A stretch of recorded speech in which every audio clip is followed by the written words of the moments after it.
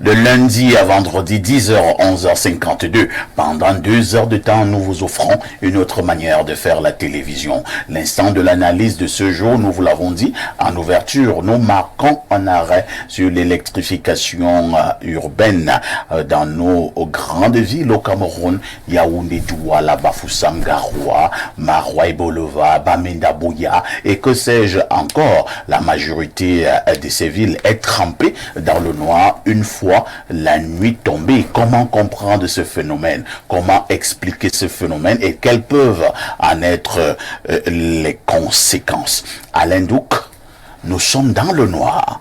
Une fois la nuit tombée, les lampadaires, s'ils en existent, ne fonctionnent pas.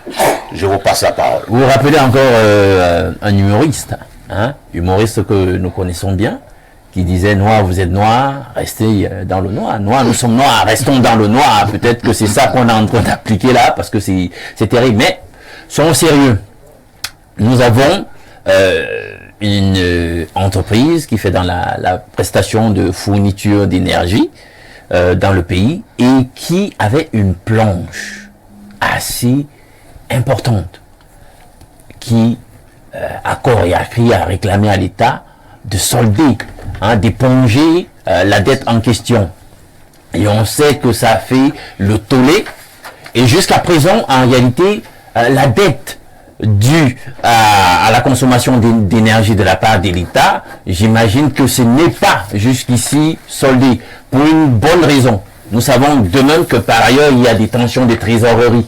Il y a des tensions de trésorerie et c'est difficile d'avoir comme ça sur le coup à payer des dizaines de milliards. Quand là-bas de l'autre côté, on doit ci ou ça aux anciens. De l'autre côté, il y a ceci, les infrastructures là qui sont en train d'être budgétivores. On investit 10 fois, 4 fois le même montant sur l'infrastructure en question et puis ce n'est pas toujours livré, etc. Donc on est sur le fil du rasoir et ça devient compliqué. Puisque, disons-le nous, la fourniture d'énergie, on la donne pas gratuitement. Quelqu'un paye. Soit ce sont les municipalités, soit c'est la communauté, soit c'est un autre niveau, c'est l'État, c'est le gouvernement qui doit payer. Donc quand on ne paye pas, on coupe. On coupe. Et on voit donc comment le fait d'être dans le noir, vous savez, on ne sait plus, parce que moi je suis souvent étonné quand j'appelle du côté de Douala et on me dit du côté de Bonabéry, vous imaginez un quartier industriel comme Bonabéry, on te dit, ça fait 3 jours, ça fait 2 jours qu'on n'a pas d'énergie à Bonabéry, monsieur. Et on se dit, c'est très profond, le mal est profond, et là comment ce pays va se mettre en marche, comment il va générer la croissance qui est attendue pour susciter le bien-être qui est escompté de la part des Camerounais, de l'ensemble des citoyens. C'est pas possible. Maintenant, avec la pauvreté qui est en train de s'affermir chaque jour un tout petit peu plus, on a donc la problématique même de la sécurité qui se pose et vous avez donc l'éclairage public qui est absente. Du coup, ça donne donc occasion à faire foison de l'insécurité. Vous allez donc voir des gars qui pourront faire leur travail, d'awasheur, comme on dit au quartier, le plus aisément possible. Ils réfléchiront le plus longtemps possible pour voir où se mettre avant de faire leur travail. Ils auront une plénitude, un ensemble d'endroits quand même qui sont légion maintenant, où ils peuvent à partir d'une certaine heure aisément passer à des larcins, il y a des forfaits. Donc c'est un peu ça, c'est un problème qui a des ramifications beaucoup trop profondes. Merci Alain Douc, Rodrigue d'Albert et Vina. Je dois dire que nous avons bien circonscrit cette problématique. Nous sommes là au niveau vraiment des routes. Au niveau des routes. C'est-à-dire que quand vous prenez l'embranchement, par exemple, qui va du côté du palais de congrès, nous sommes là à Yaoundé, dans la nuit, c'est le noir, et vous avez plusieurs avenues comme cela. Quand vous passez vers là autour de 20h, 21h, si vous croisez un monsieur qui a attiré son herbe, vous êtes mal parti. Il n'y a pas de lumière. Comment comprendre que nous sommes dans des villes, les routes ne sont pas électrifiées? Monsieur Parfait, ici, je pense que c'est un problème de conflit de compétences. Ça veut dire quoi? C'est un gros mot. Quand je parle de conflit de compétences, je pense... Les compétents bagarres entre eux. Non, je pense à toutes ces institutions dont les compétences sont fortement concentrées sur les grandes métropoles. Vous avez le ministère de la ville, vous avez... Non, ça n'existe plus. Je vous dis le ministère de l'Habitat, vous avez la mairie de la ville, vous avez le maire des communes également. Pas de temps quand même, hein, Rodrigue, parce que dès que nous trompons dans votre affaire là, vous avez le ministre de l'Urbanisme et de l'Habitat, vous avez la mairie de la ville, vous avez les maires d'arrondissement. Pour justifier les conflits de compétences. Des travaux publics, vous avez le ministère de l'eau et de l'énergie. On est perdu, hein, dès qu'on tombe dans cette affaire là. Non, on ne va pas se perdre. Moi, vous explique pourquoi il a trouvé l'autre antenne, il a dit qu'il ne fait pas. Je vous explique pourquoi. Je vous pose une question. Est-ce qu'un est venu trouver l'autre en train de mettre la lumière? Il a dit ne mets pas la lumière. Parce que c'est ma compétence. Parce que c'est ma compétence. J'ai envie de demander aux collectivités territoriales vraiment qu'on permette aux collectivités territoriales décentralisées d'avoir un champ un peu plus élargi de compétences. Les débats ne se tiennent pas chez ces gens-là comme ça se tient entre vous et moi ici. Est-ce que vous avez trouvé tel en train de faire et vous avez interdit à la personne de faire? Vous avez vu comment ici à Yaoundé, on a vu le maire de la ville en conflit avec les autres. Parce que le maire est allé casser à tel endroit, le maire de la ville est allé casser à tel endroit parce que le maire de la commune est allé construire à cet endroit-là. C'est ça que j'appelle les conflits de compétences. Et ce sont des gens qui viennent d'une même famille politique.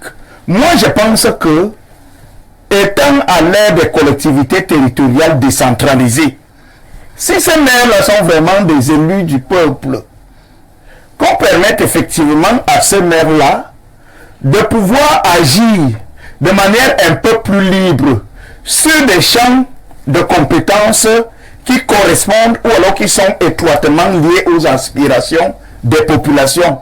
Un maire peut avoir ses amis à l'étranger, peut avoir des partenaires. Et ces partenaires peuvent par exemple lui proposer une certaine intelligence. Parlons un peu des énergies renouvelables.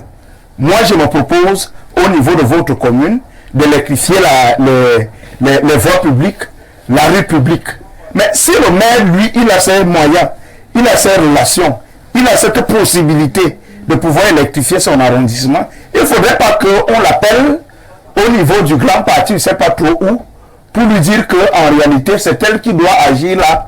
Parce qu'en réalité, voilà ce que prévoit le texte. Mais il y a une loi de 2019 qui définit les prérogatives de chacune des entités. Je vois. Moi, je me dis que c'est forcément ça le problème.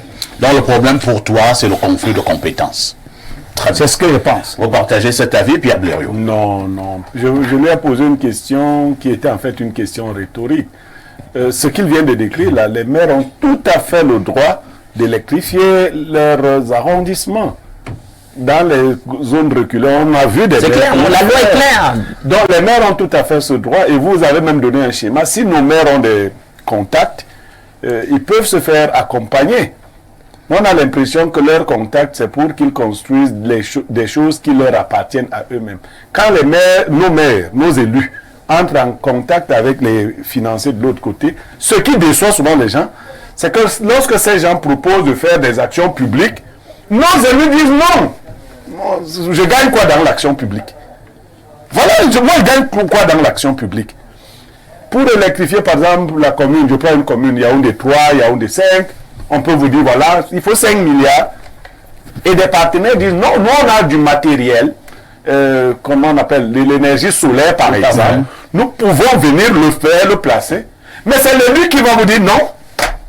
Non. Parce qu'il y a un marché public dans ce sens-là qu'il faut gagner, qui est aussi un milliard et dans lequel il y aura des retours-commissions. Et même si on ne le livre pas, puisqu'on est dans le même parti, personne ne livre nos frères qui ne livrent pas. En fait, si tu ne seras pas livré, si tu ne livres pas, mais il faut quand même délivrer les autres. Il faut libérer. Donc, voilà comment on organise cette mafia. Et puis, l'absence d'éclairage public a bien aussi une visée. On veut que nous vivions dans l'insécurité. Il faut qu'il y ait des poches d'insécurité. Parfois, ici, on a envie comme dans un village. Nous sommes un village. Vous marchez en plein Yaoundé Et vous voyez le noir partout. Mais vous vous sentez en danger. On va vous dire, on ne peut pas mettre un policier derrière chaque Camerounais. Qui vous a demandé un policier derrière chaque Camerounais? Éclairer la ville. Ça fait... Non seulement la lumière repousse les bandits, elle repousse aussi les sorciers. Mais comme il y a aussi les sorciers à Yaoundé, il y a Douala. Il ne faut pas la lumière. Parce qu'on vous riez. C'est même le siège. On est dans un village où les gens veulent encore avoir leur site de sorcellerie. Quand tu viens, tu dis que tu veux éclairer, on te dit mon fils, tu n'as rien à faire avec ton argent. Nous, c'est notre giron ici, c'est ici que nous nous déployons. Donc, nos grands villages ont de la peine à se développer. Nous expliquons aux enfants que les gens payent des taxes pour entretenir les routes, pour éclairer les routes. Mais au finish, les enfants, quand ils marchent dans le noir, ils vous demandent, mais papa, tu avais dit qu'on paye pour... pourquoi c'est toujours éteint? Il faut des maires qui aiment notre population. Bernardo Basson, Blériot a fait tout à l'heure allusion à l'énergie solaire. Je voulais justement en parler.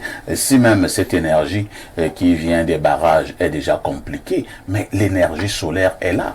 Pourquoi justement ces maires et toutes ces autorités en charge de ce domaine au Cameroun ne prennent pas cette initiative à l'aide de l'énergie solaire de pouvoir électrifier nos routes dans nos grandes agglomérations? Vous me posez sincèrement la question. Bien sûr. Parce que, en fait, vous êtes toujours très pertinent dans vos questions, je le dis tout le temps, même si parfois ça fait rire parce que la réponse est évidente. La réponse est simple. Dans un État, la systématisation des choses est adossée à la priorité politique. Au Cameroun, la priorité politique n'est pas sociale. Voilà la réponse. Ça veut dire les maires qui sont des personnes censées agir avec une fibre politique plus importante au Cameroun ne sont donc pas habités par le souci supérieur et prioritaire de satisfaire les populations. Un maire qui est un homme politique, s'il met la lumière sur les routes de son arrondissement, il ne sera plus élu à la prochaine élection. On va lui demander qui lui a demandé de faire ça. On l'a d'abord demandé. Mais c'est ceux qui l'ont placé là. Parce que nos maires sont élus officiellement. Est-ce que ce n'est pas une histoire de pouvoir... moi, je vois que vous défendez les maires. Oh non, au contraire. C'est-à-dire que les gens qui placent dans les maires ont donné les lignes de conduite aux maires en disant, par exemple, ne mettez pas de l'eau dans vos arrondissements, ne mettez pas de lumière, n'arrangez pas les routes, ne donnez pas des effets scolaires aux établissements, c'est ça? Si ces maires décident de le faire Ils peuvent dans leur décider de localité, le faire. parfait ici, où est-ce que les personnes qui les placent trouveront encore des poches pour prendre de l'argent et le garder pour elles, ces personnes-là? Vous comprenez que notre système, notre projet politique au Cameroun n'est pas social. Dans notre pays, Voilà c'est l'exemple des routes à Yaoundé, dans la nuit. Voilà un exemple.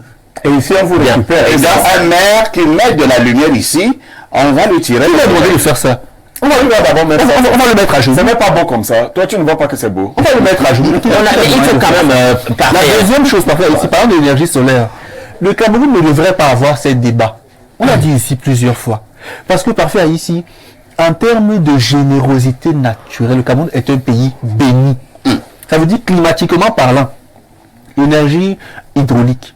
Le Cameroun a un des plus grands bassins hydrographiques d'Afrique. Oui.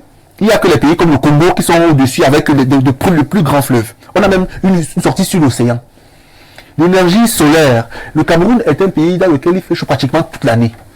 L'énergie géothermique, l'énergie fossile, on peut, éolienne, parce qu'on a le vent au Cameroun, on peut utiliser toutes ces énergies, sauf que ce n'est pas le projet politique et il ne faudrait donc pas compter là-dessus avec le régime en place. Peut-être le régime d'après viendra avoir cela en priorité, mais pour le moment, puisque l'énergie va inexorablement nous conduire. Est-ce qu'il y aura un régime après? Si, il y en aura, M. Niemek. Tôt ou tard, je serai déjà mort, mais il y en aura. C'est pas grave, il y en aura. Lisons quelques préoccupations